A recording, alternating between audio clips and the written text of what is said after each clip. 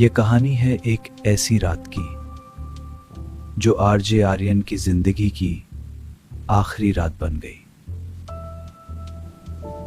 रात के ठीक 2 बजे थे। आरजे आर्यन अपने कैबिन में अकेला था। ऑन एयर की लाल लाइट जल रही थी और उसकी आवाज हजारों घरों तक पहुंच रही थी। तभी कंसोल पर एक कॉल आई।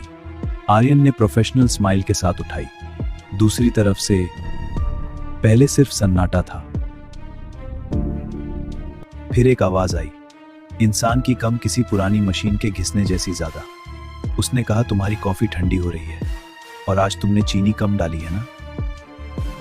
आर्यन के चेहरे से स्माइल गायब हो गई।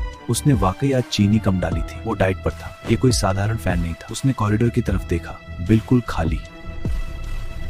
कॉलर की आवाज फिर आई, सिक्योरिटी बुलाओगे? गार्ड शंकर, वो तो अपनी कुर्सी पर सोया हुआ है, पर उसकी आंखें खुली हैं और उनमें अब कोई रोशनी नहीं बची। आर्यन ने मॉनिटर में देखा, गार्ड शंकर वाकई नहीं हिल रहा था। उसकी आंखें खुली थीं, पर उनमें कोई हरकत नहीं थी, कोई सांस नहीं, कोई जिंदगी नहीं। उसने लैंडलाइन उठाया, मर चुका था।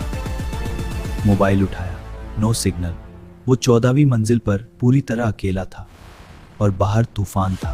तभी स्टूडियो के साउंड प्रूफ दरवाजे पर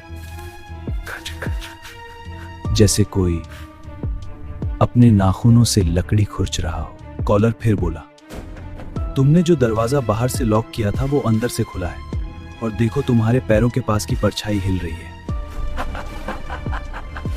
आर्यन ने धीरे से नीचे देखा।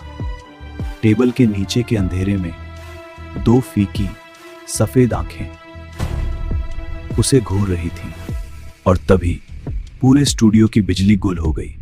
सिर्फ ऑन एयर की लाल रोशनी जल बुझ रही थी। आर्यन जम गया था। वो हिल नहीं सकता था।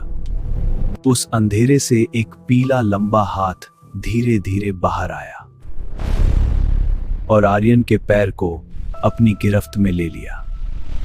आर्यन की एक चीख रेडियो पर गूंजी और फिर सब कुछ खामोश हो गया।